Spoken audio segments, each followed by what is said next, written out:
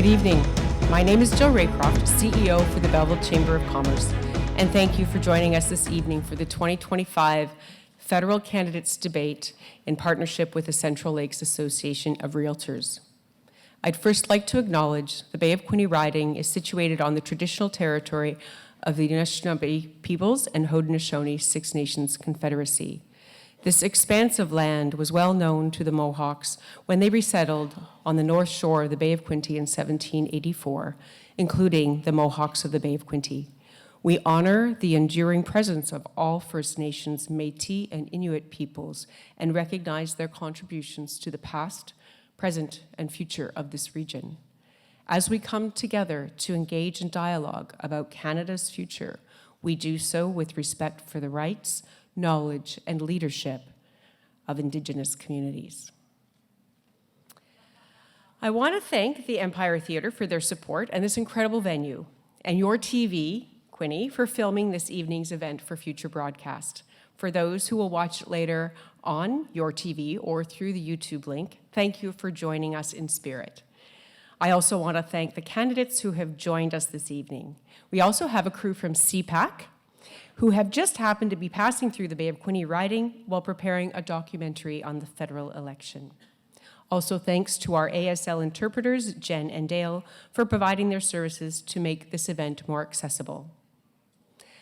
At its core, the Chamber was created as an organization to be an advocate for business, but my introduction for the last 5 or maybe even 6 elections, municipal, provincial, and federal, has reflected on how evident it has become that advocating for business also means advocating for the community at large.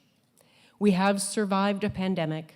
We are pushing through a state of emergency regarding community safety. We are struggling to manage rising costs of housing, groceries, and gas. Oh, maybe we're off the hook for a minute. But then something else will happen to change what we need to worry about next. The question of tariffs continues to weigh on our sense of control over the growth and prosperity of our economy. But how do you take the time to focus on opportunity while the threat is ever changing in the midst of a federal election? The questions tonight are as important as the answers. They are focused on the issues we need the federal government to be actively working on to support our country and our region. I'll now invite Lisa Comerford, Chief of Public Affairs Officer representing our sponsor, the Central Lakes Association of Realtors, and also Chair of the Belleville Chamber's Government Affairs Committee.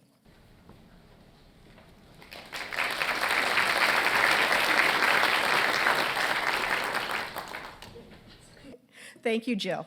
Our questions tonight focus on federal policy, legislation, funding, and where possible, how this connects to the Bay of Quinte region. These questions are developed through community feedback, with over 60 questions submitted online, and the committee also reviewed issues identified by the Canadian and Ontario Chambers of Commerce. Through discussion with directors of the board and Government Affairs Committee members, which represent sectors in education, healthcare, housing, workforce development, along with private industry sectors in technology, hospitality, insurance, and construction, there is a well-balanced set of questions that address both issues of social and community services, housing, immigration, and trade, both internationally and provincially. The issues have been summarized into 15 questions. We will take one last look with the questions submitted at the door to ensure all areas of concern related to federal responsibility have been included. 12 of the questions will be presented during tonight's debate. And now I'd like to introduce you to our moderator and current Belleville Chamber President, Chris Auger.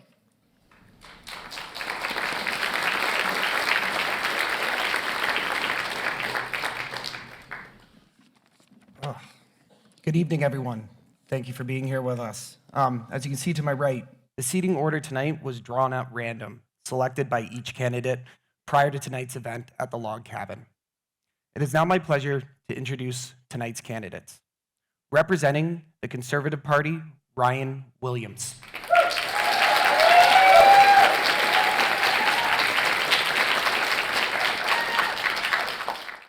Representing the Liberal Party, Chris Millett.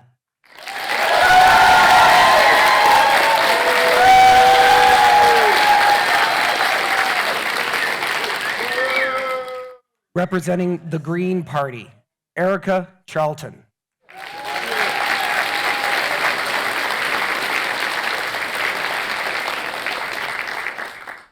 And representing the NDP, Kate Crothers.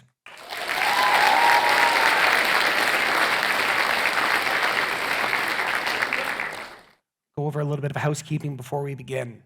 The order of responses is preset in an altering system to provide a balanced order of appearance. So the order for the rest of the debate will appear very random, but each candidate will have equal time rotation between each other's responses.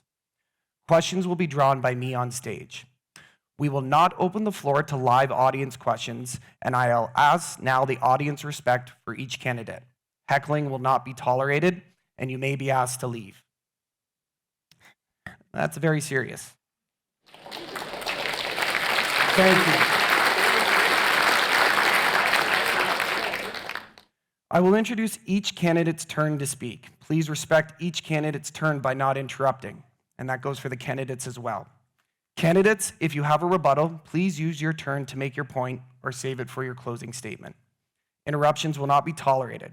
Technicians will be signaled to shut off mics in this situation, although it's never happened. Timing tonight. Lisa Grills, our chamber staff. Where are you, Lisa? Front and center. Lisa will be holding placards to allow the people on stage to know their time. Green for 1 minute remaining, yellow for 15 seconds remaining, and red card for stop. Audience, when you see the red card, I would appreciate your applause. This is the friendliest way to help people know that their time is up. I will provide a warning if you continue to go past your time, signaling technicians to shut off the mic, but I don't intend to cut you off. We will begin this evening event with opening statements from each candidate. Each has 3 minutes for their opening statement. Timing is monitored by Lisa Grills. Please watch for her cards. Again, the audience is encouraged to applause when the card is read.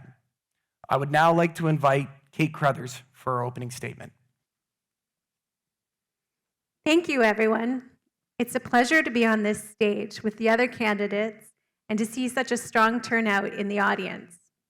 I see this as a real testament to what this election means to us in the Bay of Quinte, a testament to the fact that our community is a community that cares.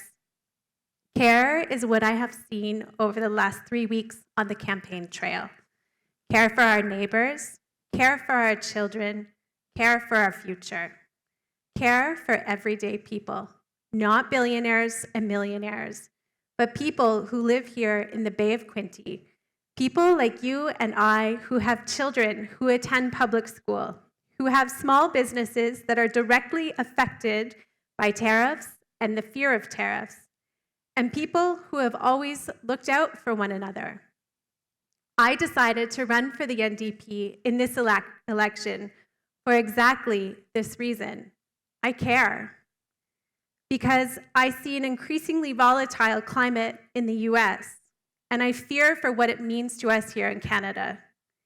I believe that in moments like these, we can either be complicit through voting for the same politics to bleed north across our border, be complicit in our silence by voting for the same government that has been in power until now, or you can do something different and stand up for yourself.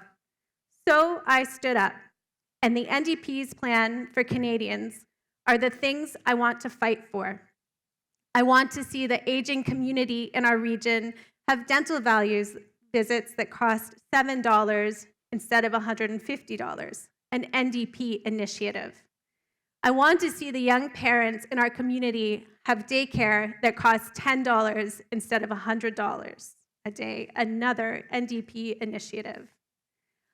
I want eggs, milk, bread, and butter to be things that we lend our neighbors, not things that we hoard and can't afford. For those of you who have voted Conservative or Liberal for years because your parents and grandparents did, let me be loud and clear. The things that have put money in your pocket, the things that take care of you when you're sick and put food on your table, those are all NDP initiatives. Now, when I say you and I mean it. I was born in Campbellford, had my first job at the Quinte Mall. I went to Loyalist College, and my mom was a lifelong teacher in this school board. I've raised my own children in Picton and launched my business. I shop at the No Frills, my kids go to PFAC, and I've coached my daughter's soccer team.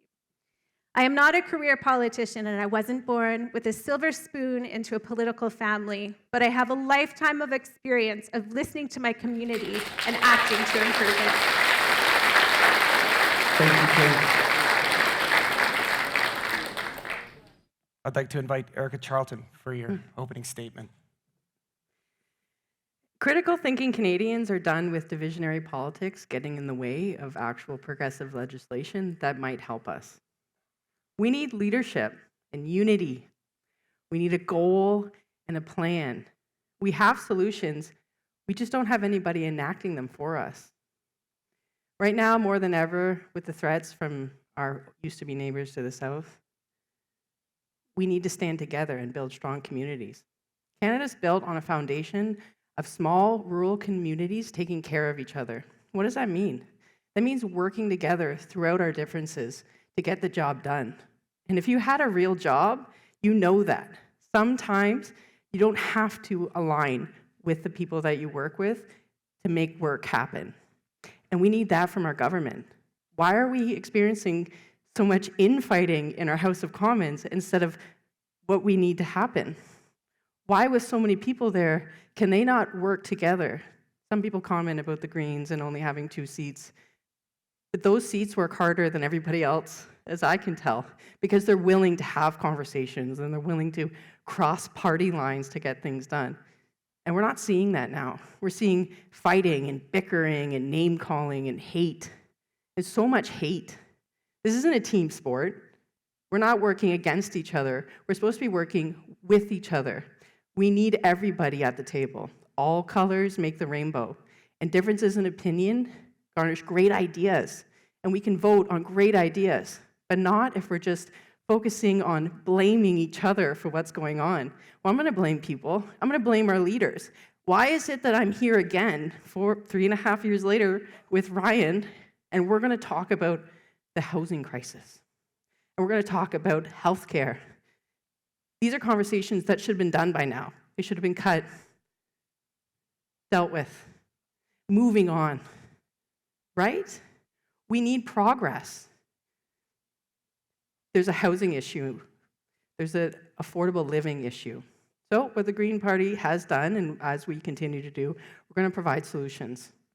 Having the biggest government housing building project for affordable housing that actually keeps affordable for the length of time that we need it. Declaring healthcare an emergency. We need to act as if the primary right for a doctor is a human right. When we make that kind of change, we'll be able to enact quickly to solve our problems, because that's what we have, problems that need solving. I'm from the county. I love it here, and that's why I stood up in this position, so that I can be great opposition and hold our reps accountable for not voting in favor of things that would actually help us. Thank you.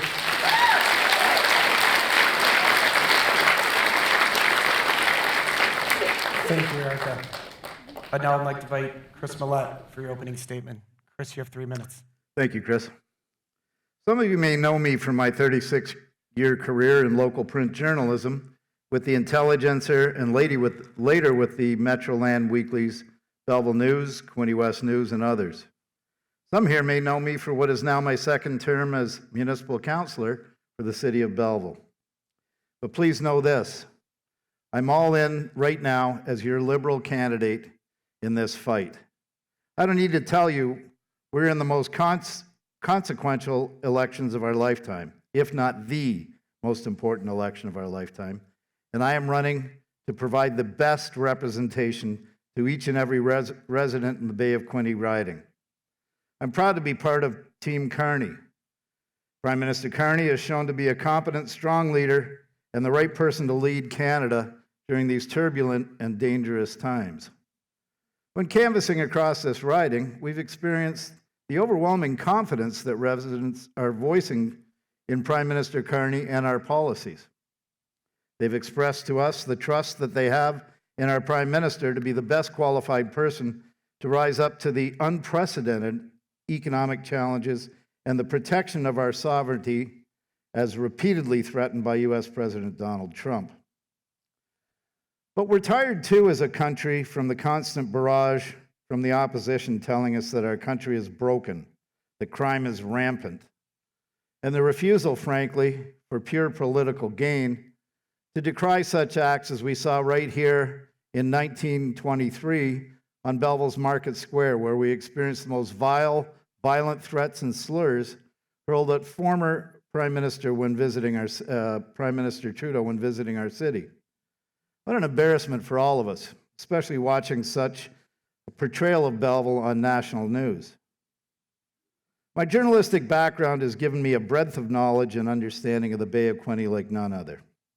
Having had the utmost privilege to deploy with the men and women of our Air Force, the Royal Canadian Air Force, to strife and famine-torn nations like Somalia, Haiti, and Bosnia, all the vacation hotspots, as we like to call them, I can tell you I share the immense pride in seeing the respect and admiration shown to our maple leaf around the world and to those who serve under it. I believe none of us want to hear the opposition party politicians tearing down our great nation simply to win votes. I'm all in for this fight. I'm the Liberal candidate in this election to keep Canada strong and to continue to build the strongest free nation in the world under the unwavering leadership of Mark Carney. Thank you for your time.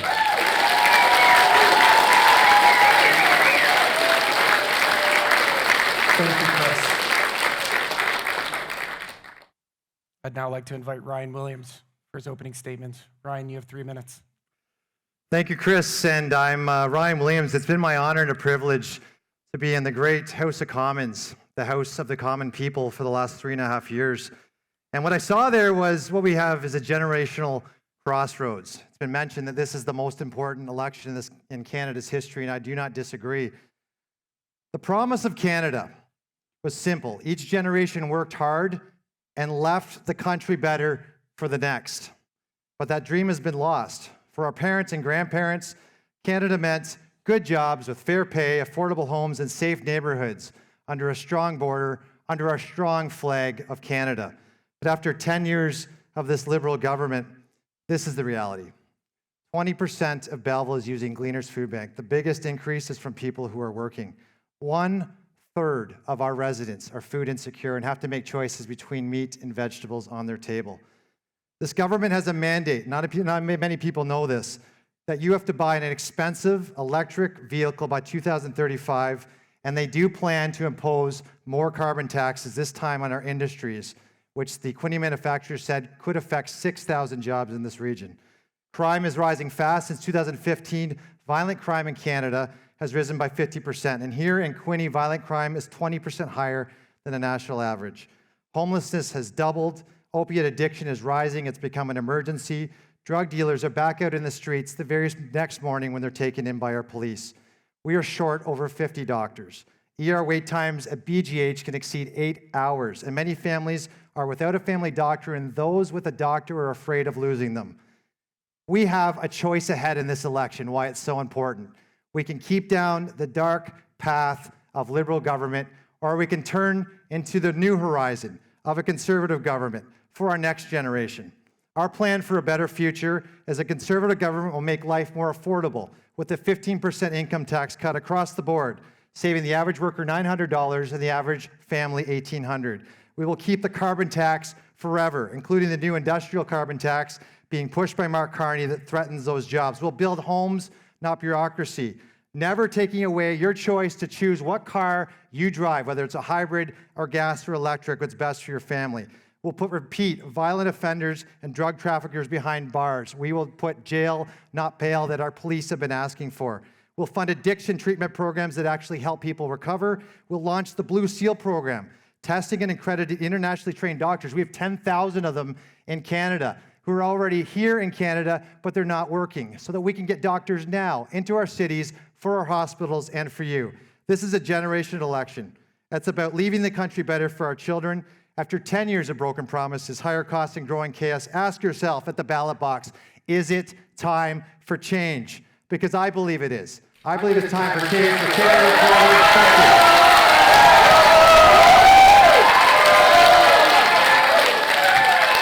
Thank you. And thank you to all the candidates for your opening statements.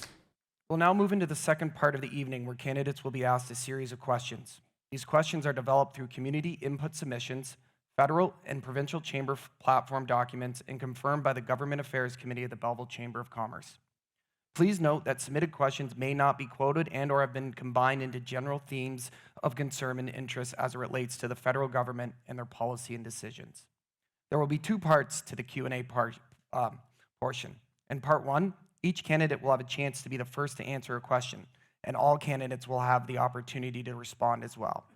Responses will be timed, and the speaker will be warned when they're reaching their limit. In this instance, first question will go to Ryan Williams. Ryan, in this section, you will have 2 minutes for your answer, and everyone else will have 1, with the last rebuttal going to Ryan, who will also have 1 minute. I will now draw the first question.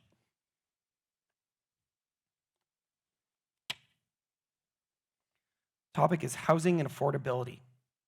Access to housing across the continuum, from subsidized rent to market value home ownership, continues to be top of mind for all Canadians. Amid this housing crisis, how will your party help increase supply at all levels in the Bay of Quinte region? Thank you very much, Chris. And I'm glad for this question because I think it is the biggest issue we face in this region. I think it's the biggest issue we face in Canada. Housing is a crisis. We have the lowest amount of homes per capita of any nation in the G7. And the reality is last year alone, we built 220,000 homes. And the year prior, we built 240,000. So our housing starts are decreasing while we brought in 1.4 million people. So we've announced a few things that we're going to do for housing. Number one is to work with the provinces and the municipalities to cut the bureaucracy. The biggest threat to home building is the people. We get in the way of housing construction and new starts. To start and to finish a housing project right now in Canada takes an average of 7 years. And that's the same thing in Quinte. When it comes to coming to planning and when it comes to approving those housing, it's government and its regulations and its planning that get in the way. So we're going to do a couple things to kickstart that housing. Number one, we're going to make sure that we work with the provinces to eliminate a lot of the red tape that's in the way. Some of that's in the planning side, some of that's in the municipal side and the permitting side. But we're going to make sure that for every dollar that the municipality cuts in terms of development fees, it's just one side of it, we're going to match that for 50 cents. But the bigger part is we're going to cut tax on new home construction. We're going to cut all the GST, which will save $64,000 for a new home up to $1.3 million.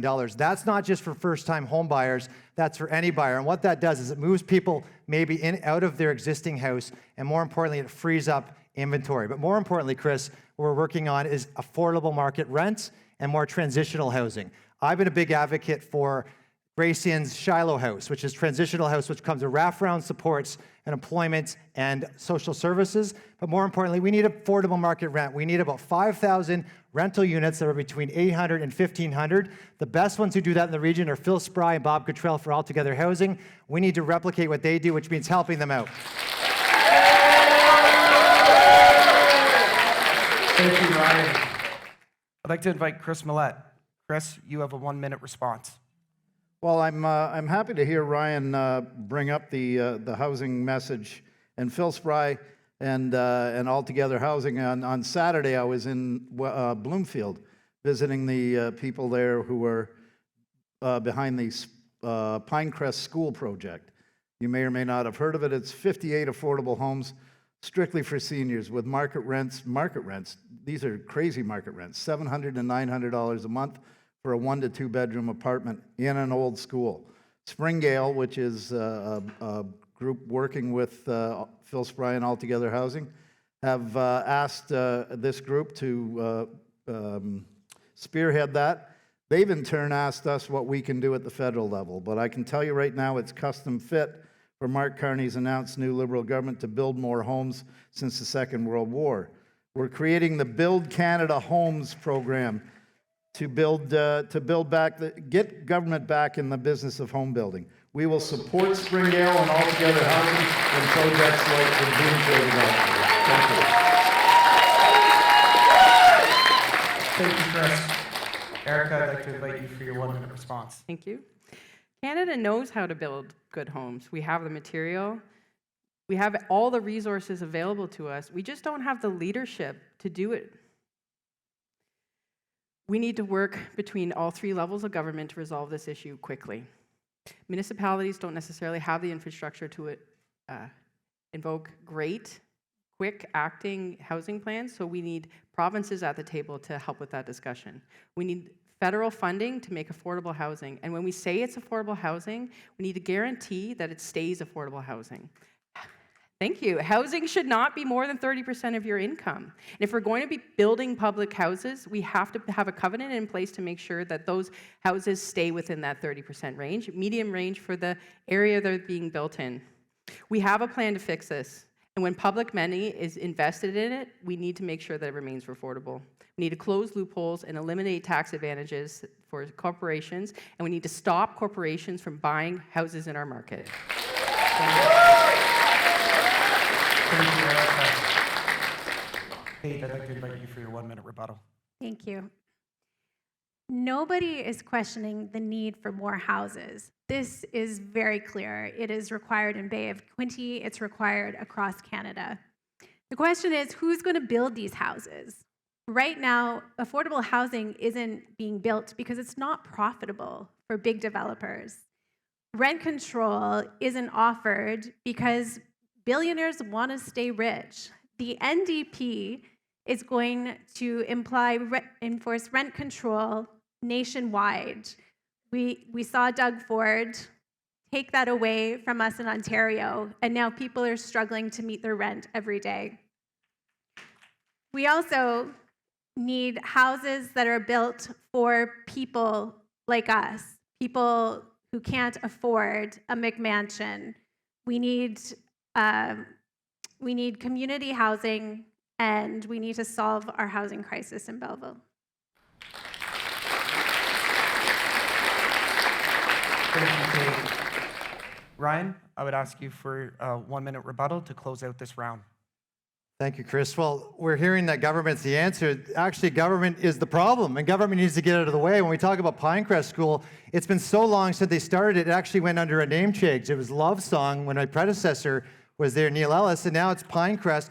The last time they were waiting was a government grant for green funding, CIGB. We wrote letters to the ministers about this for solar panels to get affordable housing started. The government's been the problem. When it comes to the base in CFB Trenton, it's been 10 years they promised to build the government 50 affordable housing units for the military.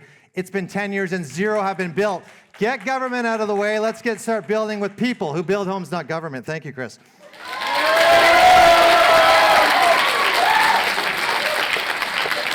Thank you, Ryan. For the second question, I will ask Chris to answer first. In this round, Chris, you will have 2 minutes, while the remaining candidates will have 1, and I will bring it back to you at the very end for a 1-minute rebuttal. The question is in regards to federal funding. How will your party ensure that federal transfer payments to provinces result in equitable funding for rural communities like the Bay of Quinte, where the costs of delivering services often exceed per capita models based on urban benchmarks? Chris, I invite you for a 2-minute response. Could you just repeat the last bit of that question, please, Chris? Absolutely.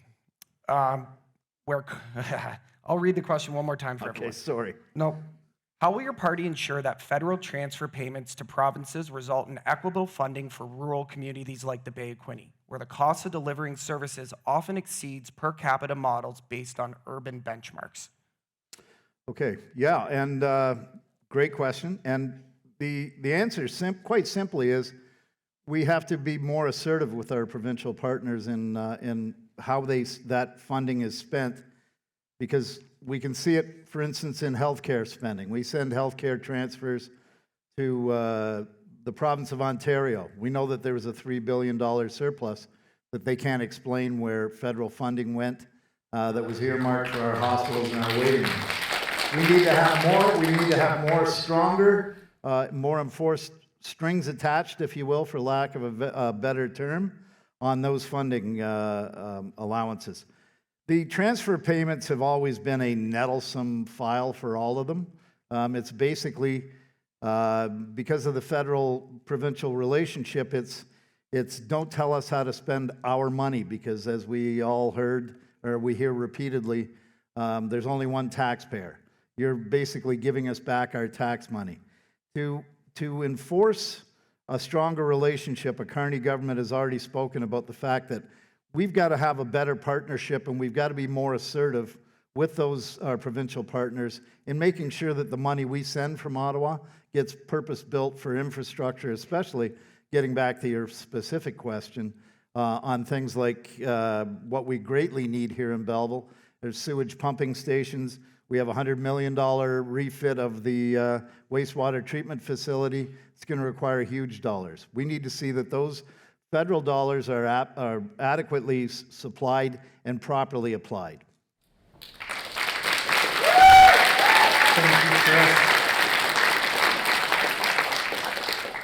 Kate, I would like to invite you for a 1-minute response. Okay, this is a great question because I know I keep hearing as I move through the community about projects that could have received federal funding and they couldn't get it in Ottawa.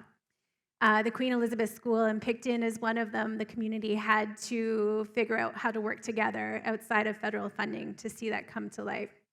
We look at Highway 49 in Picton, one of the worst highways in Ontario, maybe Canada, and that responsibility has been downloaded onto the community, and have the federal funding, their share has not come yet. So it would be up to us to enforce that, to work with the federal government and the provincial government and communities to make that happen.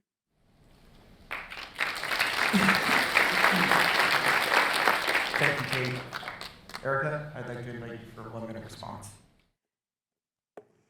So it sounds like we need to change these models. There needs to be an update so that it's more equitable for everybody. And it also sounds like we need more accountability. Also, maybe I need to speak a little bit louder so you listen to me more. Is that what it is? If you talk over other candidates, I sound more important, right? No, it don't sound more important. We need accountability in our government. You just said that we had food insecurity. Why did you vote against our national school food program if you know that we would benefit from that? You talk about poverty, you talk about crime rising, that's a direct result of poverty. Then why are you voting against affordability acts that would actually help us? Or a basic livable income so that we can survive this change in our dynamic. I don't have anything to say more about that.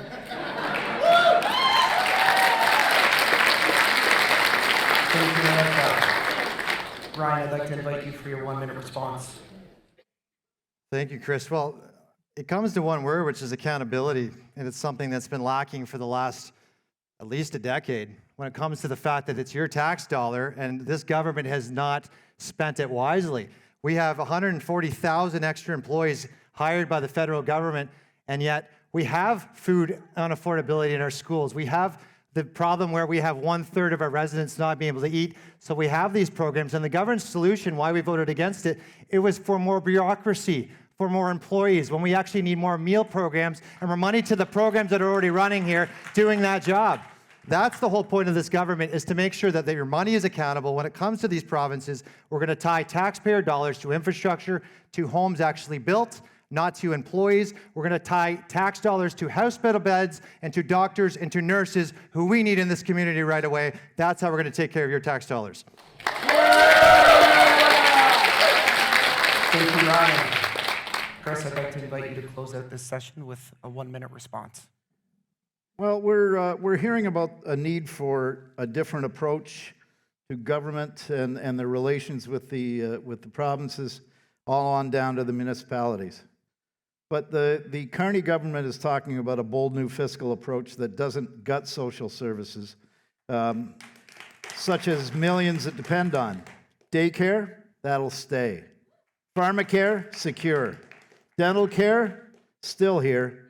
No slashing and burning of what keeps us going, just smarter ways to fund it. Look, we're not talking about fixing up the old place by fixing a few boards on the fence, slapping a fresh coat of paint on the doors. We're building a new house with a smart, savvy, bold architect and builder, and we're going to change things in Ottawa starting today.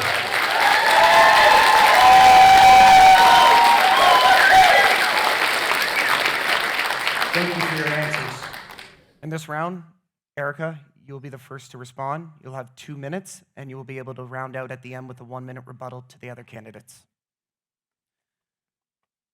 This question surrounds community safety. Bail reform is often used as the public talking point in discussions about crime and safety, but does not fully address the complexity of shifting crime patterns and social service gaps.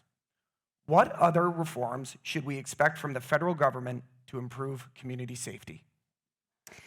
We want to improve our community safety. We need to address the foundational issues that are existing in our society that are causing us to be unsafe.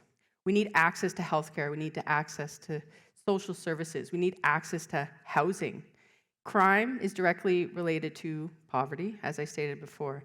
And who are our most impoverished right now? We have a huge portion, almost 40% of people accessing disability who are being subjected to legislative poverty. And from that, our crime is growing. We need access to daycare and public transportation. We need to lift our foundation up. We will need to take care of our mothers. If you want to reduce crime, we need to have affordable housing, access to daycare, and transportation that is reliable so that we can keep the community working and we can keep engagement. Preventative health measures like dental care and access to mental health services also reduce crime. These are issues that cause people to leave the workforce. And when you leave the workforce, it's very hard to get back into the workforce. So if we want to enact legislation that's going to keep people behind bars for longer, fine. But let's prevent them from getting there in the first place. Let's give them education. Let's give them training. Let's give them opportunities that might not exist and that only exist for people who grew up in wealthy families. And have opportunities available to them that the rest of us might not. I'm lucky in my upbringing because I did have access to services. And now in my position, I want to make sure that other people have access to those services as well. Belleville used to be a safe place. Picton is a great place. Trenton is a great place. We love it here. And if we want to reduce the insecurity that we feel when we're walking on the streets, we need to give people more options on how to take care of themselves. Thank you. Thank you, Erica. Chris, I would like to invite you for a 1-minute response. Thank you very much, Chris. Crime is actually down, I should add, in Belleville if you look at the recent crime stats. Unfortunately, we've heard from the opposition, especially in the last couple days, the real hardcore lock 'em up, rah-rah sloganeering. It's specifically rage baiting. An example was when Mr. Polyev yesterday was asked by a global TV reporter to give an example of where mass murders have actually been let back out on the street because Mr. Polyev came out with this crazy talk idea of invoking the notwithstanding clause to keep people in jail. Again. Carney government will toughen the criminal code and make bail laws stricter for violent and organized crime, home invasions, car thefts, and human trafficking, including and especially for repeat offenders. You know, thank you. Thank you, Chris. Ryan, I'd like to invite you for a 1-minute response. You know, once a year I make it a point to do a ride-along with our local police and Belleville Police. I've done that since I have a Belleville councillor. It's really a great time to spend time with the officers, and I always request the midnight shift because you get to see what's really going on in the city. The officers are asking for help. They're demoralized. They're talking about not being able to do their job well, and what they need for that job are the tools to do their job well, and the tools for that are to ensure that the judges have in place the ability to put those that do wrong in jail, repeat violent offenders and those who are dealing and who are manufacturing drugs in this country. The chief of police gave me a story from one individual that they arrested last year who was actually out and about and arrested at one of our women's shelters and harassing the women. He'd been arrested 15 times, 15 times let out on bail. 15 times that he was allowed to get into a situation where he's harassing women and doing other heinous crimes. We have to get back to giving the tools for jail, not bail.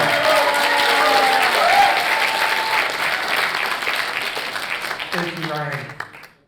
Kate, I'd like to invite you for your 1-minute response. Thank you. So, yeah, I want to talk about the notwithstanding clause that Polyev is talking about invoking. This should worry all of us. This is a gross abuse of power. What he is asking for was denied by the Supreme Court of Canada. We are seeing to the south of us what is happening when people in power start abusing the power that we have given them. Also, money to our police force is not the answer. People need to be taken care of in their communities. They need affordable housing. They need mental health services. They need addiction counseling. They need a living wage. These are the ways that we reduce crime.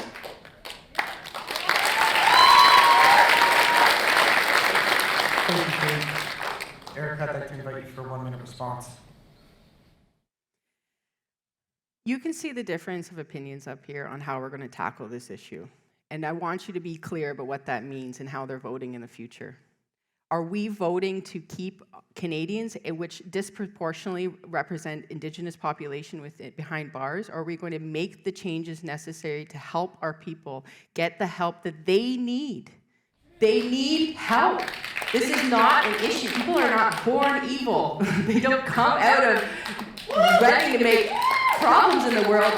Crime is a result of the situation that they're in for the most part. And inequitable societies create more crime. And as our society becomes more inequitable, we're just going to see more crimes. We need to fix the issues from the bottom up and not just shove people behind bars and call them not our problem anymore. Thank you. Thank you, Erica, and thank you all for your responses.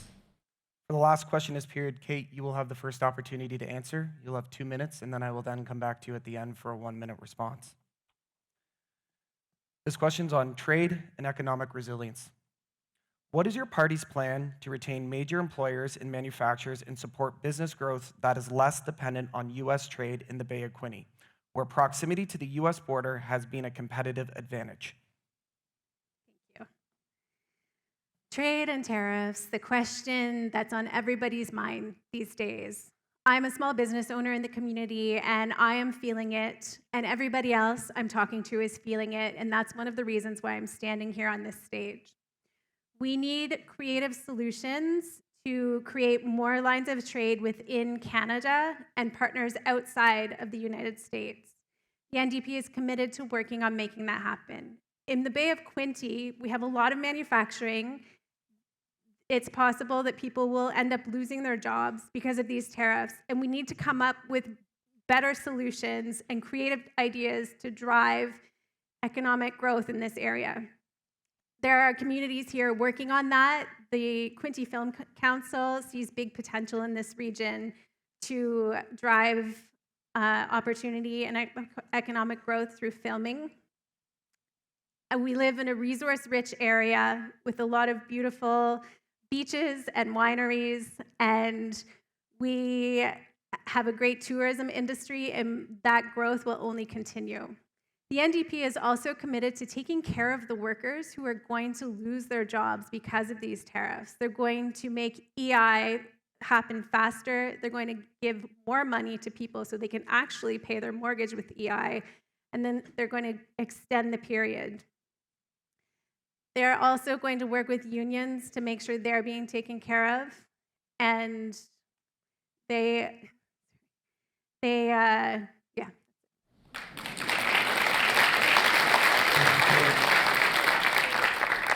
Eric, I'd like to invite you for a 1-minute response.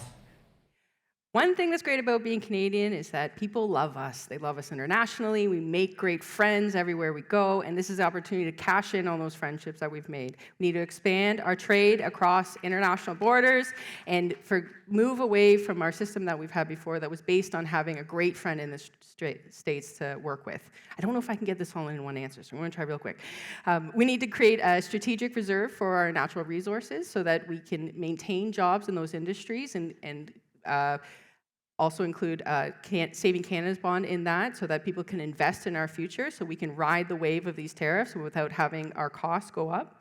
From there, we well, let's just be clear, they want to take over us economically. The strength that we can gain from looking within to resolve this issue is going to come from investing in people. We need to invest in a national defense corps. We also need to invest in a nationwide electricity grid so that we can support new innovative endeavors. Thank you so much. Thank you, Erica. Chris, I'd like to invite you for a 1-minute response. Thank you, Chris. Listen, we didn't start this fight, but one thing's clear. In a fight we are, and we're in the fight with the craziest opponent we've ever seen. The Orange Menace, as we call him, is the most erratic politician, if not North America, the world has seen in the last several decades. We're focused on what we can control. Mark Carney's response to these latest tariffs is to fight, to protect, and to build. We will change the EI system to allow faster support for workers who are affected by tariffs. What we have to be is we have to be fleet-footed enough to adapt. Mark Carney has already shown that he's ready to do that. He's working with premiers. He's already developed a relationship with Doug Ford, for crying out loud. I mean, who would have thought? But it's an example of how Mark Carney can work with all of the premiers to find an equitable solution to deal with the Orange Menace. We're going to provide... Thank you.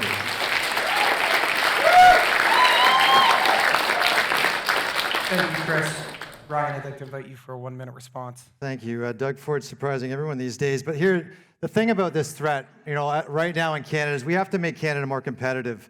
We're at a disadvantage where we've had higher taxes, we've had carbon taxes, and we've just simply stopped our industries from being developed. We have what the world wants. When I've been part of trade in the government, trade is where you have wealth. When you create and sell the things, we've got the best. We've got pipelines, we've got natural gas, we've got critical minerals, potash, aluminum, great food processing here in this region, fisheries. We don't grow bananas, we don't make coffee, but we have to make those. And for 10 years, we've kept those things in the ground. The value of that was stopped under this Liberal government was $660 billion. It was 100,000 jobs we stopped, but guess what? It would have been $40 billion a year into the government treasury, things that would have helped Canadians. And when it comes to trade, we have to make these industries more competitive and not less. So we're going to stop the carbon tax that Mark Carney is going to put in our industry. We're going to protect the jobs in Canada, and then we're going to go find trading partners like Southeast Asia who want our stuff. We're going to make it happen.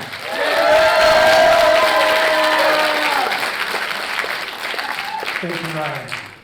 Kate, pass it back to you for a 1-minute response. Yeah, we have what the world wants. We also have opportunity to use those products in our country, to invest in our communities, to improve our infrastructure, and to employ people right here in Belleville. If our government will invest in our communities, like the NDP, who is committing to building more houses, fixing our roads, expanding hospitals, then we can solve so many problems, including employment, investment, and,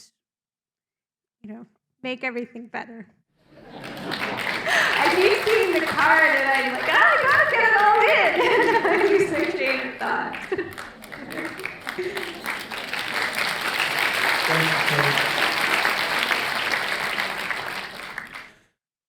I think we have a new bowl. Perfect. More questions. Thank you. That'll conclude that round. Moving into our next round of questions. There will be 8 questions, and candidates will have 1 minute each to answer all 8 questions. Thanks to those who submitted questions online.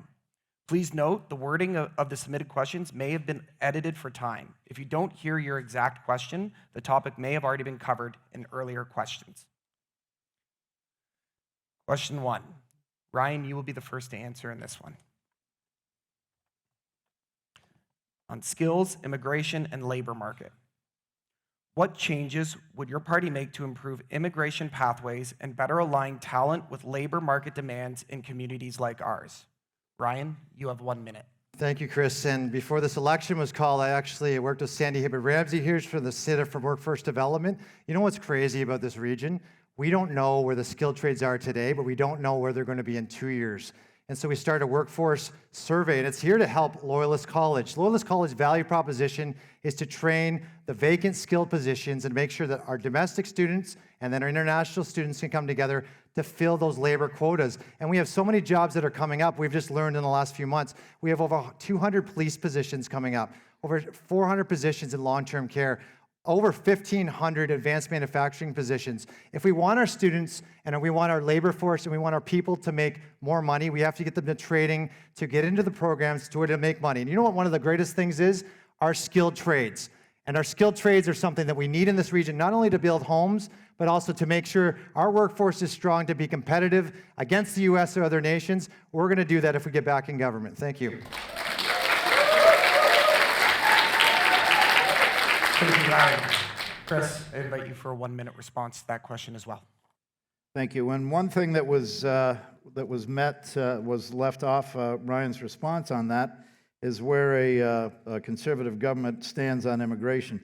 We've unfortunately seen that immigration has become somewhat, and it's not. I'm not accusing the government or the opposition of fomenting these racist policies, but they fuel them.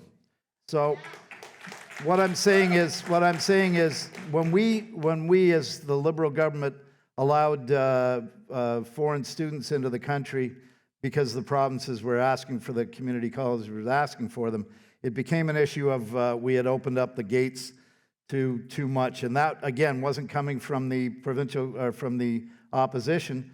But it was, however, not debunked. Immigration is a foundation of Canada's fabric and our proud history. We can rely on these goals if we go about immigration at the right pace and the right numbers to support the jobs we need. Thank you.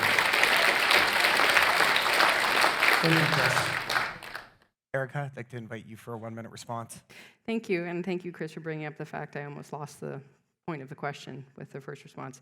So with immigration, we can approach this in two ways. What does immigration solve? Why do we have immigration? Well, we have a need for skilled employees. We have a need for skilled laborers in our market. And if we're not going to allow people to come into our country, we're not going to give them space to attract skilled laborers, then we need to grow our skilled laborers. First thing the Green Party is going to do is make education free. That'll allow people to transition. That'll allow people opportunities that they may never have had because they were afraid or unable to access the student debt required to get the jobs that they need. So if we break down that barrier, we'll be able to fill the holes in our economy that we need easily. We can send out requests and we can give people the opportunities that they may have never had before. Or we can bring them in. It's up to you. Thank you. Thank you, Erica. Kate, I invite you for a 1-minute response. Yeah, I think this topic of immigration is a good time to talk about how people are immigrating to our country, skilled professionals, and they're not able to practice here in their profession. So the NDP, particularly doctors and healthcare workers, the NDP is going to make it easier for doctors to become certified in Canada to help our healthcare crisis and our doctor shortage.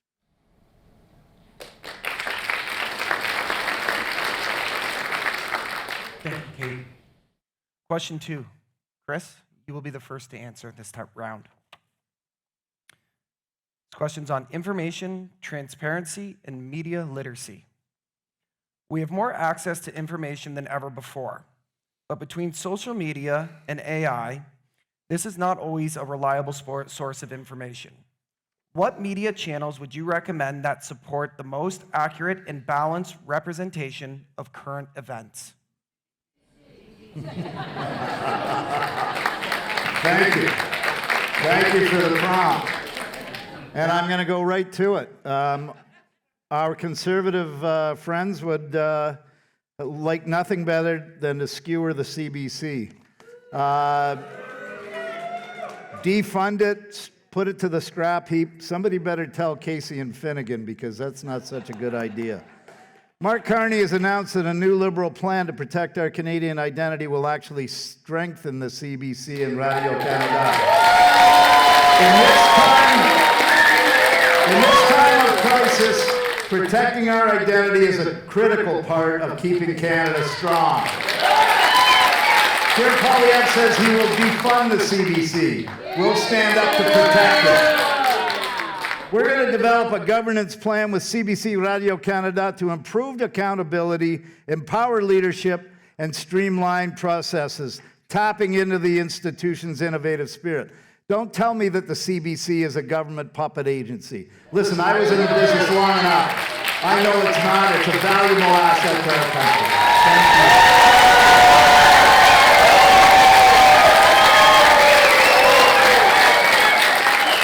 Thank you, Chris. Erica, I'd like to invite you for a 1-minute response. Thank you. I'm going to go ahead and say that if you want to defund the CBC, that you do not listen to CBC2. Canada has an identity problem across the country. Our varying regions make it hard for us to agree on a lot of things because our experience is a lot different from region to region. The CBC unites us. We were all there for Gord, and we all benefit from it. What other program, if you're going to defund the CBC, has both of our official languages and 11 Indigenous languages? Where can we get that? And why is that important? We know it's important. That's why it's there. And if you're going to take that away from us, you're going to take away part of Canada's heart and something that we need in the darkest of times, especially with the crises that we're experiencing right now. The unity that the CBC gives us is incomparable.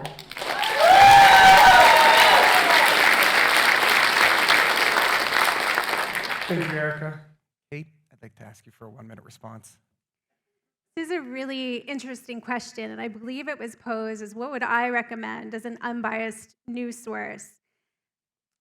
At this time, we have so many sources at our disposal. We have social media, we have the CBC, we have CNN, Fox News, we also have Al Jazeera. We have all of these news channels, and we are learning and realizing while there's a genocide happening in Palestine that we cannot trust anybody to report accurately. Our media is at the behest of the governments in power and corporations.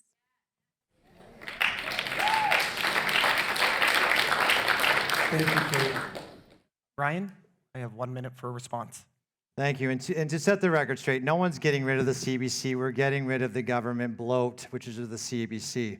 Let me tell you just one number. The CBC generates $681 million a year in terms of revenue and subscriptions. $681 million.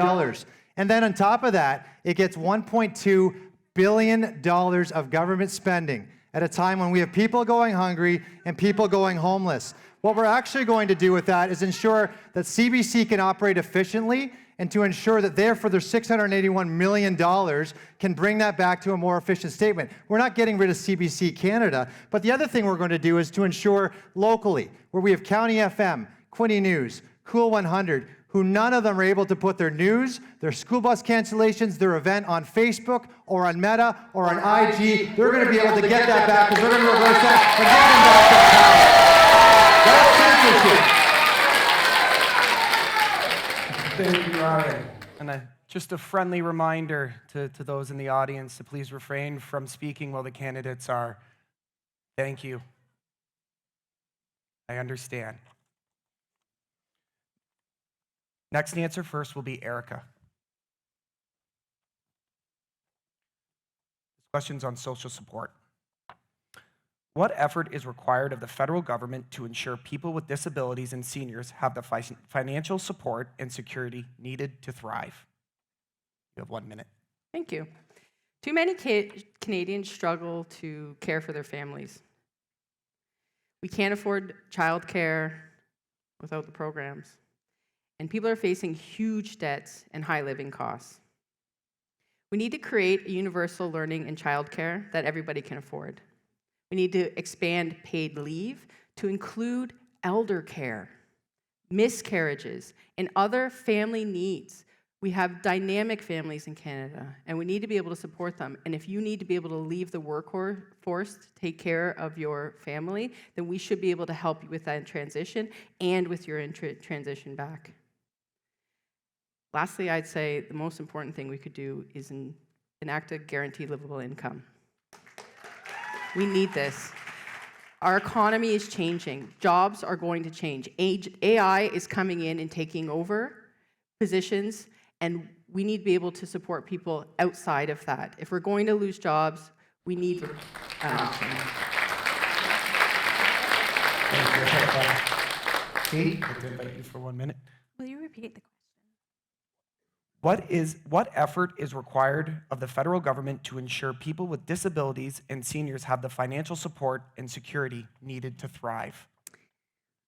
Well, the NDP is committed to increasing ODSP so that people who have disabilities or can't work can still afford their mortgages and pay their bills. We also have to stop privatizing long-term health care. I spent some time working as a paramedic, and I was in a lot of nursing homes.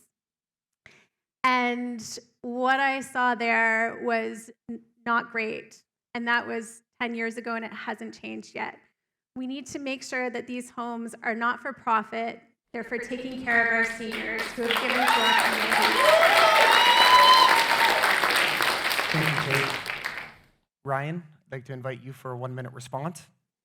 Well, thank you, Chris. Well, first we have to take care of the basics. You know, when we talk to seniors, I'm knocking on the door. It's heartbreaking to see that they're putting 100% of their income into their rent, right? And saying to me they can't find these apartments and they can't afford to move. One lady was sleeping on her couch because her bed was flea infested, and she said, you know, I can't move out of here. So that's number one. Number two is food, where we see, again, people using the food bank, but not able to make their ends meet. So going back to the basic means we're taking care of the inflationary spending. We're making sure that they get more money in their pockets. And the third part is going to have to be, we're going to have to increase the OAS. We're going to have to increase disability and CIS as soon as we get more money in the bank. And the only way we're going to get more money in the bank in Canada is to develop our natural resources, make sure that we're getting more of our tax dollars in the system and helping our citizens. Seniors and people with disability are suffering right now. It is a crisis, and we need to help them.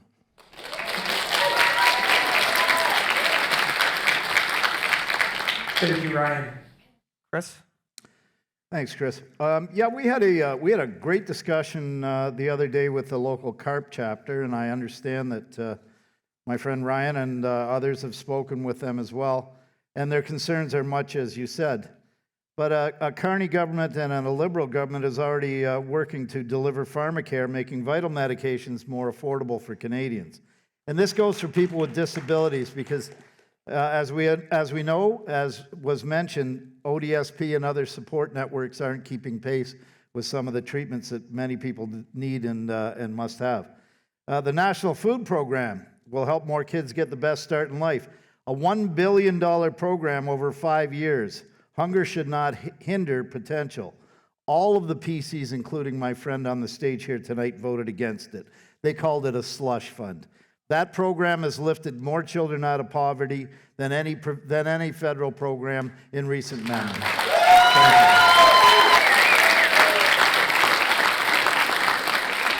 Thank you, Chris.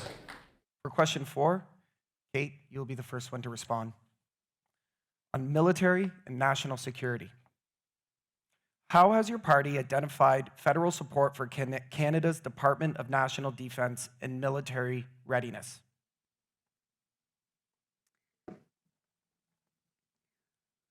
Well, military spending needs to be increased. The NDP is dedicated to making sure our armed forces are equipped to do the job that they need to do. They're also dedicated to making sure that military families have housing at their disposal. There is currently a housing crisis within the military family community as well, and we need to take care of our military if we're going to invest in our armed forces. Thank you, Kate. Ryan, I would invite you for a 1-minute response. Thank you, Chris. The first thing we're going to do is finish the 50 homes that were promised in 2015 at CFB Trenton so our military have a place to live. That's the first thing we're going to do.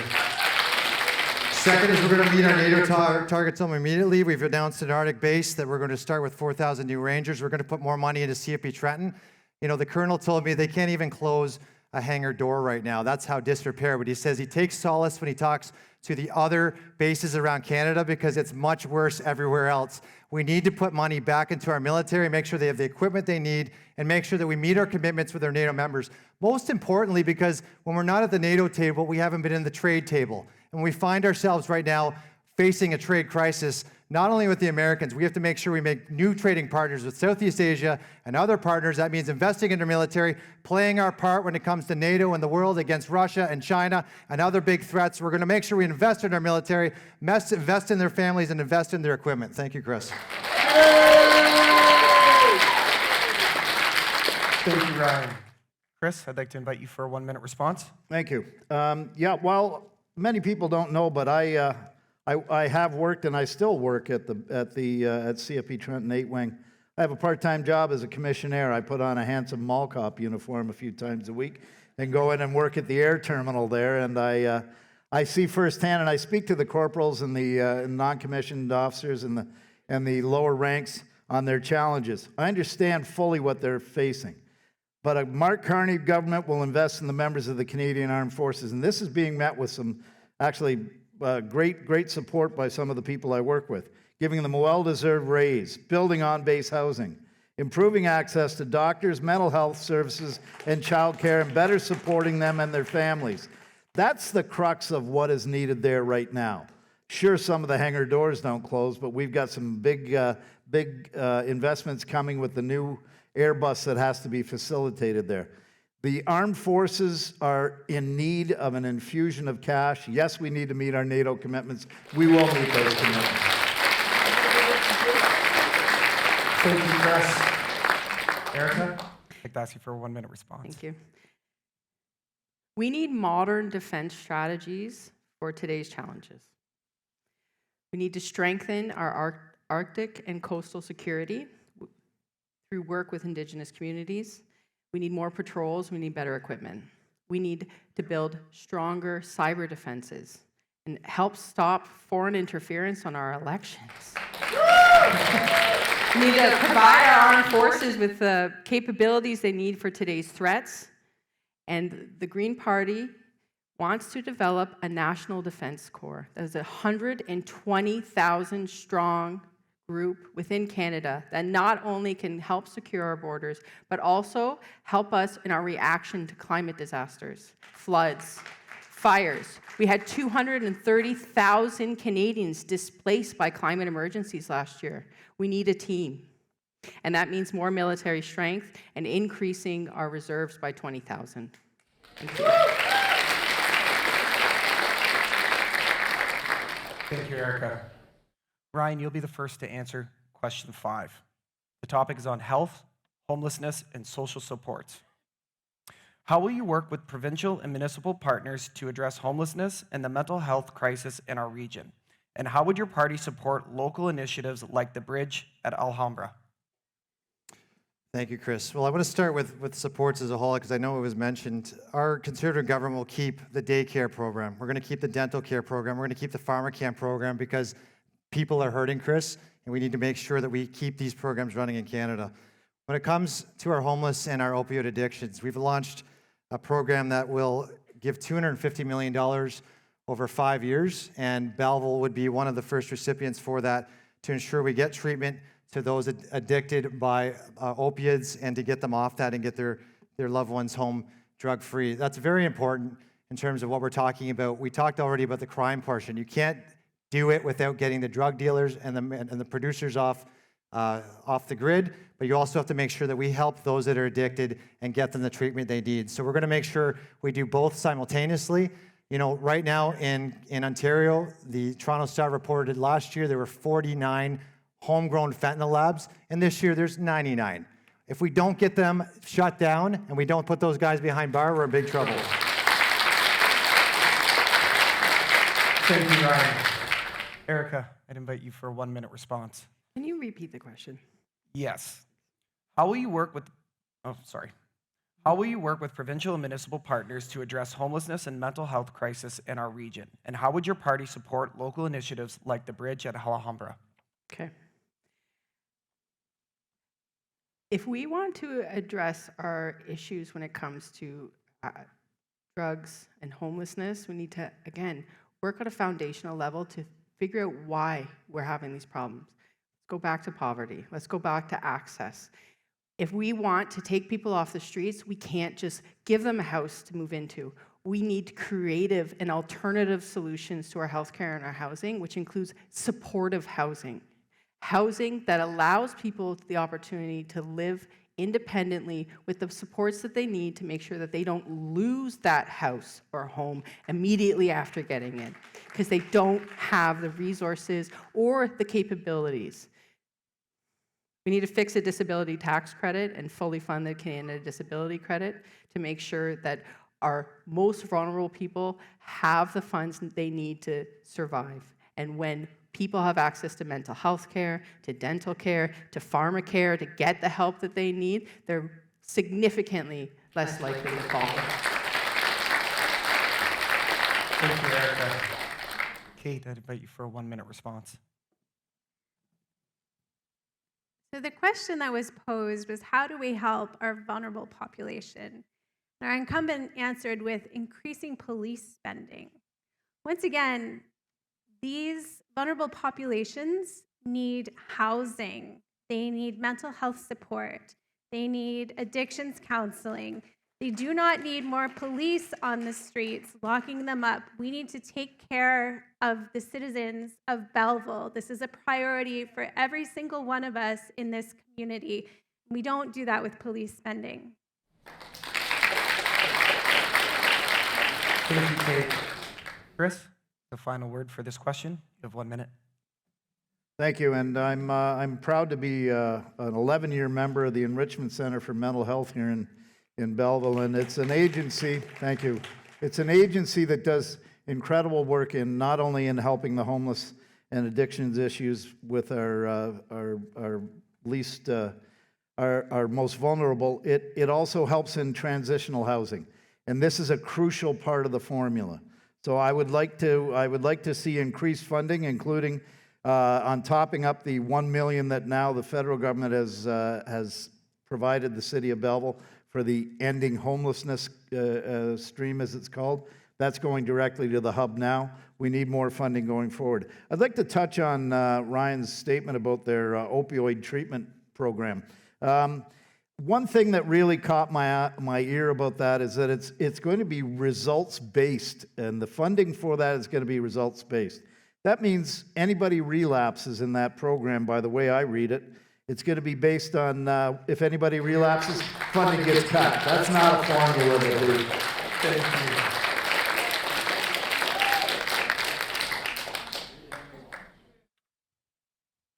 Chris, I'm going to be coming back to you for the first round of this question.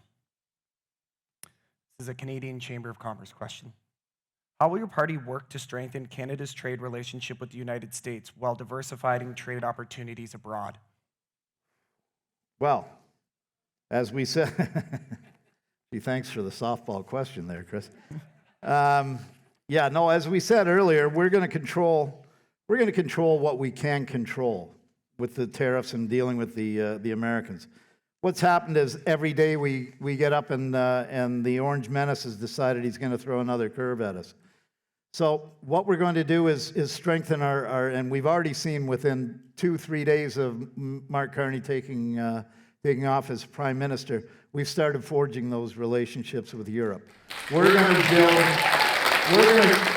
Listen, there's no getting around the fact that the United States is our most important trading partner, and we can't just shut them out of the equation.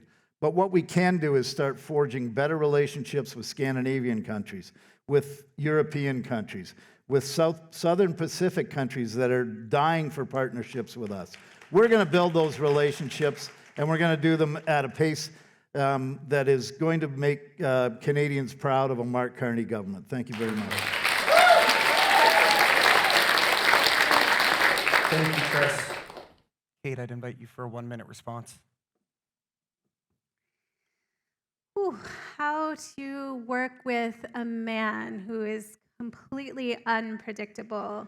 It is clear that the United States can't leave the question entirely. It's the most convenient trading partner and our biggest. But I don't think we can position ourselves so we can work with Donald Trump. We need to come up with more creative solutions and new ideas to bring money to this area and to create trading partners worldwide. The NDP wants our governments to work together to make this happen. It's not a one-man effort. All of us need to be at the table to make sure everybody's interests are protected.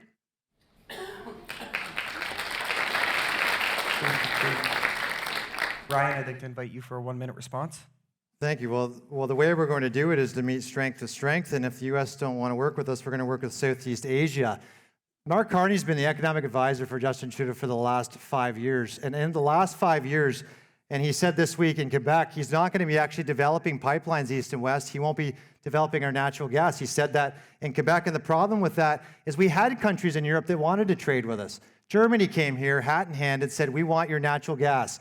And we said no. We said no to China. We said no to Japan. We said no to South Korea. And the problem, Chris, is we need a new prime minister and a new government who's going to say yes, who's going to develop pipelines east to west, who's going to put our natural resources into market, who's going to develop our natural gas, who will create thousands of jobs. And guess what? 35 U.S. states call us our #1 trading partner. If they do not want to work with us, we will work with Asia. It's not Europe. Europe can't even trade with itself. It's going to have to be Asia. That's going to be a new prime minister, a new government, and a true minister to make sure that they make that deal happen.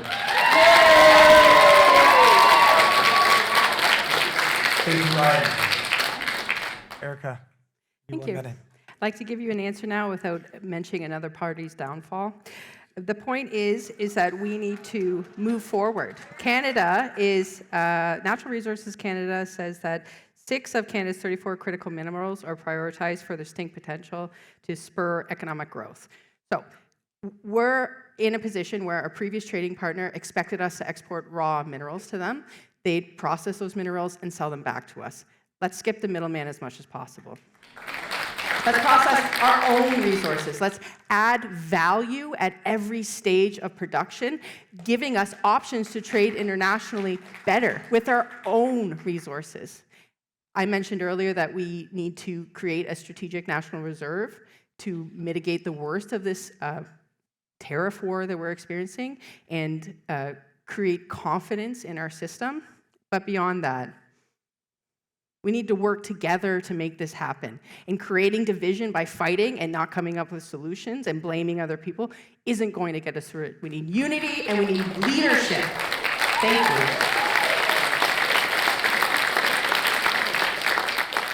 Thank you, Erica. You're going to be right back up here again.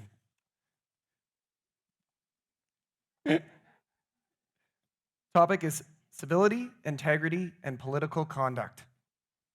Is there... Get it out. Is there one issue you believe has the power to unite Canadians across party lines? And how would you work to build consensus around it? Canadian identity is what we need right now. We need to work together. We need to come up with solutions to overcome the next hurdle that we're going to have, and it's going to get worse. It's not just the tariffs coming out of the States. We are dealing with national climate emergencies. We're dealing with displacement. We're dealing with issues that we have absolutely no control over. How do we get through those problems? By working together, by noticing that there are differences, and that is okay. It is okay to have a difference of opinion because it creates great ideas.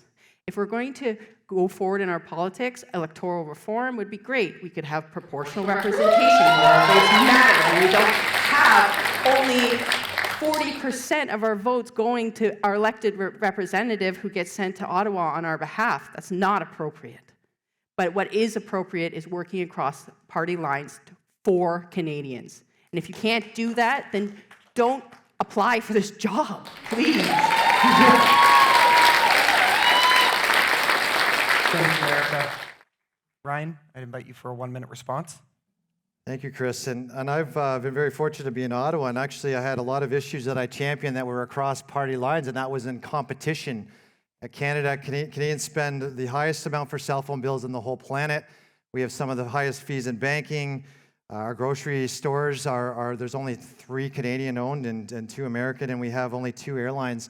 And I was able to get a bill through that was the Commons in second reading on open banking. And open banking is making sure that you own your data and that you can save money on your banking. And it happened in the UK. And I had the support of the NDP, the Green, the Bloc, unfortunately not the Liberals. But at the end of the day, we had that support in Parliament. And that's, again, when you're there, you have to work across party lines.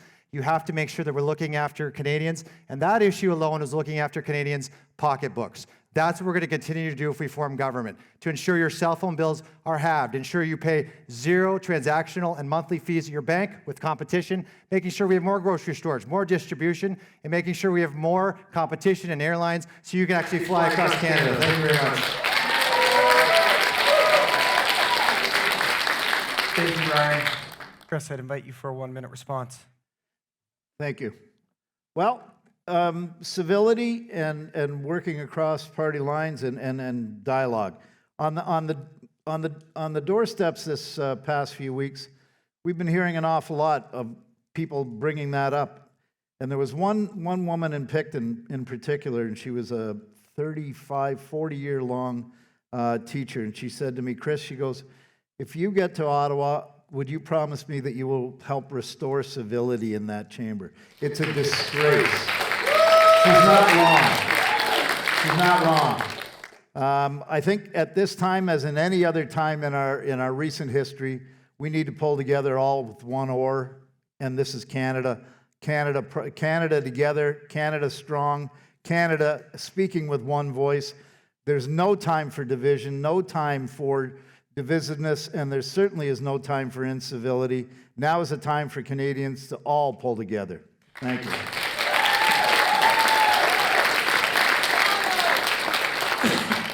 Thank you, Chris. Kate, I invite you for a 1-minute response. Thanks. So I think we all know what the issue is that is uniting Canadians right now, and that is our neighbor to the south. When I move through the community, the first thing on everybody's mind is Trump, how much they hate the man, and how proud they are to be Canadian. The things that come up when people are asked, what does it mean to be Canadian? It's universal health care. The NDP brought you that. It's pharmacare. It's dental care. These are all things that the NDP has brought into government. The NDP is the party that represents Canadian values to its core.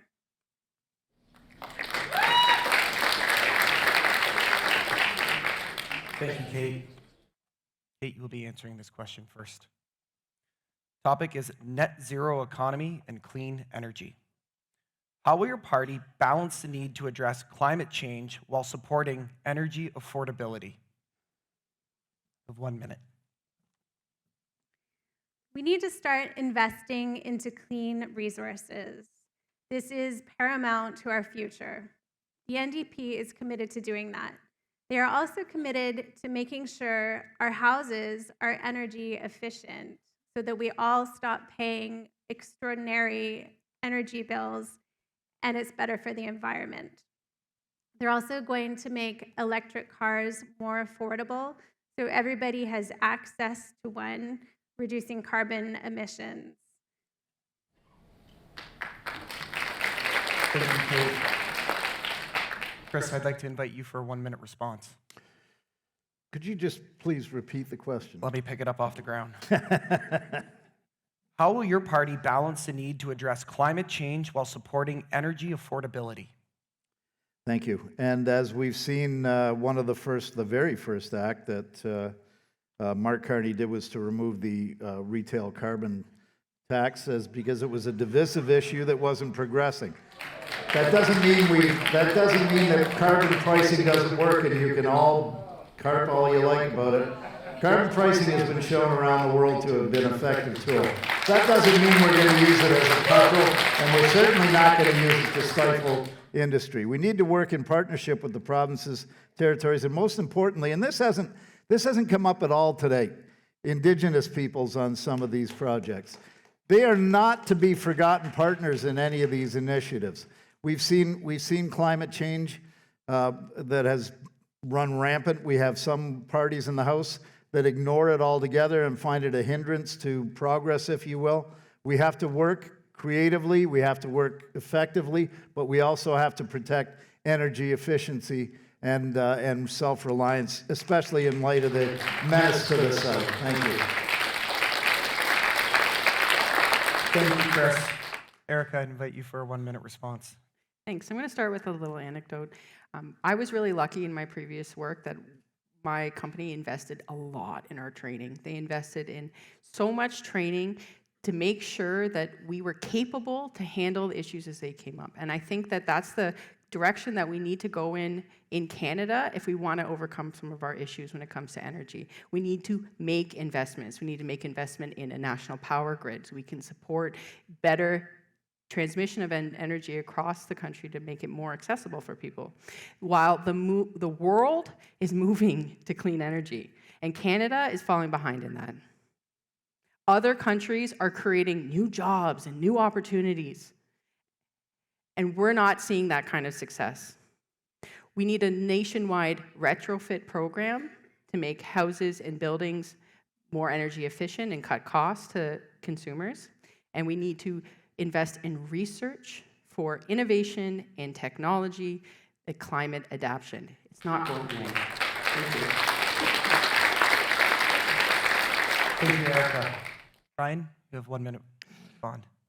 You know, it was funny, last week when we saw the Liberals doing videos and they're filling their tank with gas, saying, look at how much money we're saving you. You know, months after they kept saying the more money is going in your pocket, everyone knows that's not the case. Look, our #1 export to China, does everyone know what it is?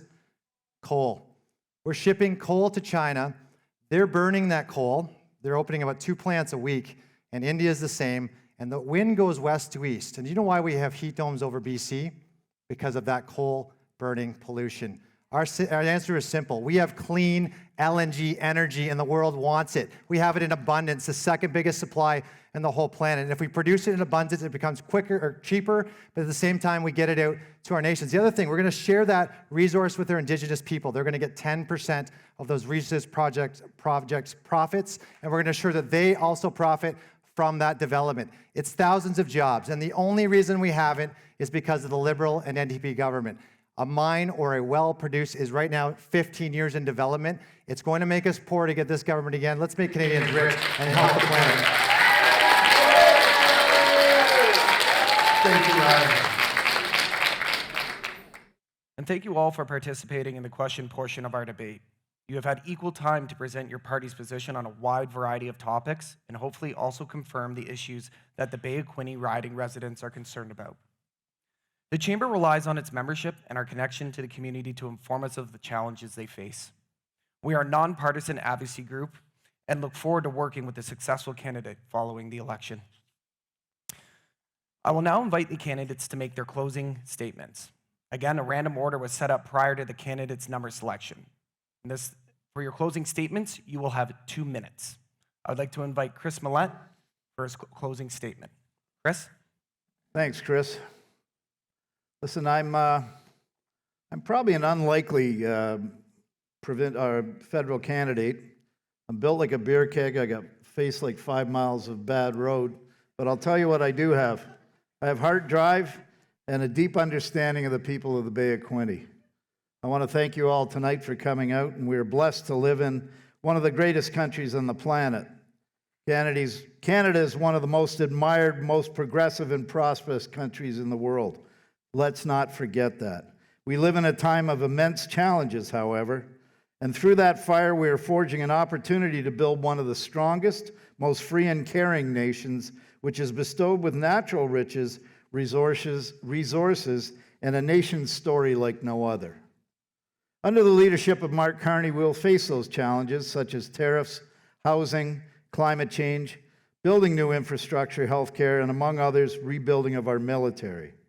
Now is not the time to tear it all down with 3-word slogans and bumper sticker populist politics.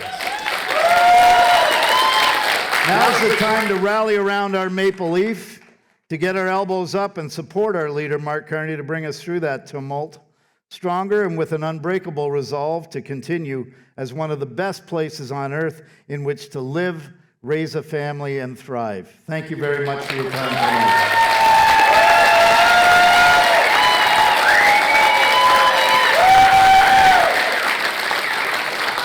Thank you, Chris. I'd now like to invite Ryan Williams for his closing statement. Ryan? So thank you, Chris, and thank you all of you for coming tonight. This is really important to have so many people interested in this debate, which we feel is going to be one of the most important votes of this country's history. This is about generational change. It's about really looking at all of our generations in Canada and saying truthfully, are we looking to leave the country better off to that generation than they have it now? After 10 years of broken promises, higher costs, and growing chaos, ask yourself one question, please, at the ballot box. Is it time for change? If you're struggling to make ends meet, I need you to get out and do one thing this election. Please vote. If you're the son or a daughter, if you have children or grandchildren who can't afford to move out of a house, I need you to get out and vote. If you've waited years to find a doctor or are sick of the 8-hour-plus hospital lineups in our hospitals, I need you to get out and vote. If you want safe streets again and pleased with the tools and the police to put away repeat offenders, we need your vote. If you're tired of rising prices and rising government control, we need your vote. If you don't want to be told what kind of car to drive and your family and how much that's going to be, I want you to vote. If you want to half cell phone bills and not pay as much for cell phone, I want you to vote. If you never want to see the carbon tax again, I want you to vote. And if you believe Canada can be better, stronger, better, I want you to vote. Tell everyone you know to vote. This is a very important election. Vote for change and vote Conservative. Thank you very much.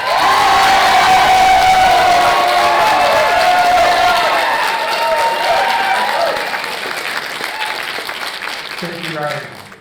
Kate, I'd invite you for your 2-minute closing statement. I'd like to start by thanking everyone for being here, for the excellent questions, and for the Chamber that has organized this opportunity for us to speak to the community. The questions you've asked and the responses you've heard from myself and the other candidates serve proof how important this election is to our community and how different the party stances are on issues that matter to you. I know that many of you are concerned about vote splitting or engaging in strategic voting. You're worried about a poly of government. Some of you have gone so far as to tell me to step down entirely. This is a dangerous precedent to set. If Tommy Douglas had stepped down, you would be paying thousands of dollars for every ER trip when your kid has a fever and you don't know what to do. If Jack Layton had stepped down, our troops would have stayed in Afghanistan even longer, a war in which Canadians were collateral damage of American interests. So let me say this. To my incredible NDP community, the erasure of the left is not an option. I will not stand down, and neither should you. To my true blue conservative voters, take a look at the things that have actually made a difference in your life lately. Unless your annual paycheck has more than 6 figures in it, the money in your pocket is because of the NDP.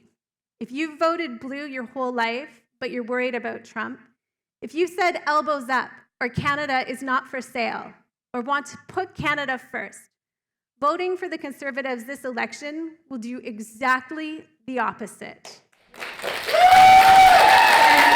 Lastly, to my strategic Liberal voters, let me be clear.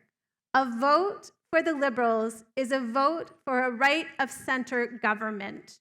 You will not get the same representation that you will if you vote for the NDP. Voting for the Liberals does not stop the quality of government. Thank you very much. Erica, I'd like to invite you for Thank your you. closing statement. And thank you, everybody, for being here. I do want to comment, thank you, Ryan, for bringing forward the fact that you did get a bill passed, and you have effectively done as much work as your leader has done in 20 years in the 3.5 that you were there. So thank you for that.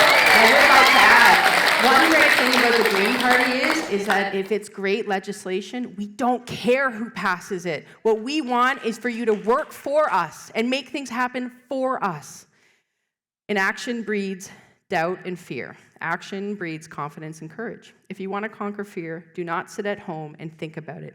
Go and get busy. That's Dale Carnegie. And if you're going to apply that to now, apply it to us candidates up here, speaking on your behalf and holding our representatives accountable. And also to you. Your inaction when voting is going to cause us issues in the future. So whatever I can ask, I don't care if you're not going to vote for me, that's fine. But go home and make sure that every person in your home votes, that everybody gets out there and voices their opinion. It doesn't matter if it's Another really great quote that has stuck with me from the years that I heard it. And if you know who said this, please let me know. And it's that if you're going to be Canadian, you got to be tough.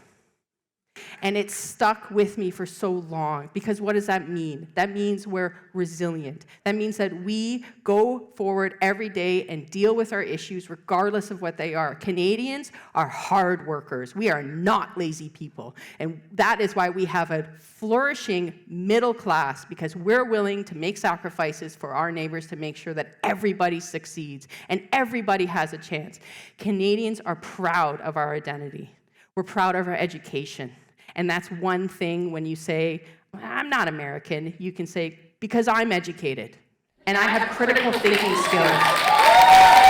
And our government forced us to read 1984, and because of that, we all have an opinion, and that's over. Thank you.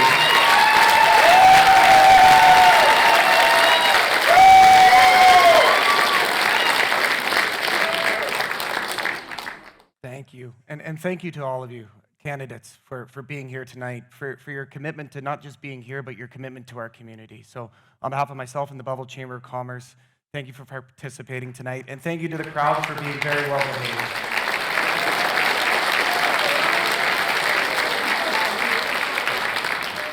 At this time, I'd like to invite Lisa Comerford from the Central Lakes Association of Realtors for some remarks. Thank you.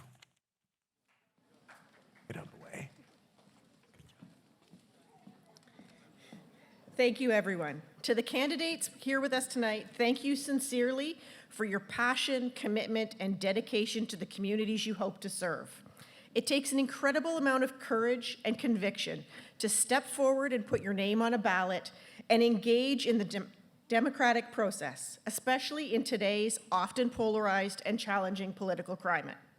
We recognize the countless hours of work, the emotional investment, and the personal and professional sacrifices made not only by each of you, but by your families and supporters as well. Your willingness to stand up and be counted is both admirable and essential to healthy democracy. To those in attendance this evening, thank you for choosing to be part of this process. Your presence here shows a commitment to being informed, engaged, and thoughtful voters. Forums like these provide a unique and important opportunity to hear directly from the individuals and parties who seek to represent the Bay of Quinte riding. Your participation ensures that the democratic process remains vibrant and responsive to the needs of the people. Exercising your right to vote is more than a civic duty. It's a powerful expression of your values, your voice, and your vision for the future of our community. Thank you again, and may we all contribute to building a stronger Bay of Quinte together. Thanks. I'd now like to call Jill Raycroft back to the stage.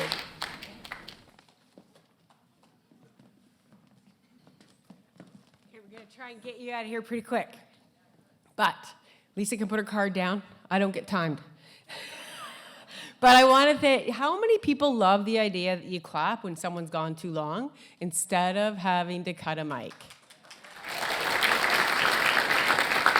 Thank you for being so cooperative, and thank you for all keeping on time.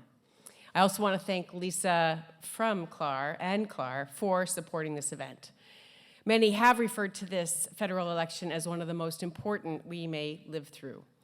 Well, I would say every election is important. The incoming government will have a great deal to navigate.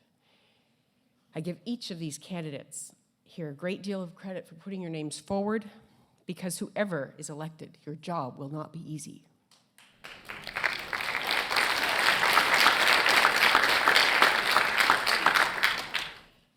At this time, in contrast to COVID, where the experts were medical professionals, our businesses can inform through their experience how the government should support competitiveness, opportunity investment, and new partnerships as the advocate of the Canadian economy on the world stage.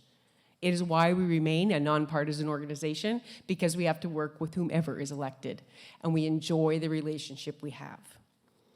But this is also the moment where we must choose the change we want, and our local voice may seem a little small in the face of how our relationships across the globe are going to change. Our relationships across this country must change. The renegotiation of CUSMA should only be looked at as a solution to balance us in this moment. We have to push for trade diversification to mitigate future risk, and we have to strengthen domestic competitiveness and this to support national unity. This is where we need to pull together as a country.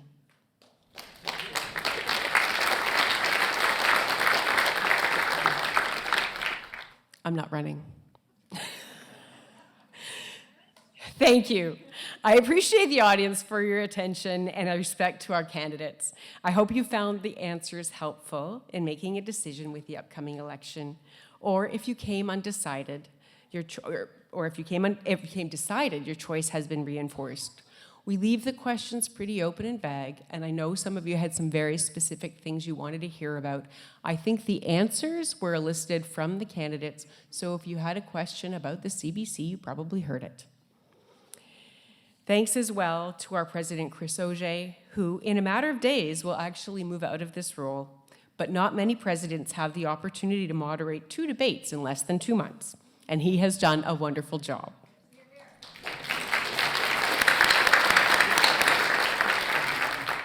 I also want to mention the work of our Government Affairs Committee and board members who were involved with the developing of the questions for tonight. They play a very active role towards building the Chamber's credibility as the voice of business and make it possible for us to create and prepare for a debate like this.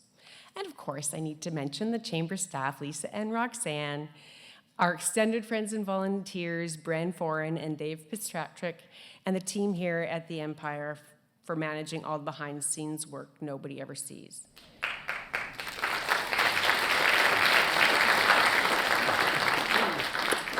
Thanks to the skills of our interpreters, the Empire Theatre team, your YourTV crew, you have made the night complete. For other members of the media who have covered the event, thank you. We are very fortunate to have access to local journalists and media that reflects the personal experience of being a resident in this region. It is becoming increasingly rare and something we must not take for granted. Watch local television, listen to local radio, buy the paper. It matters more than ever.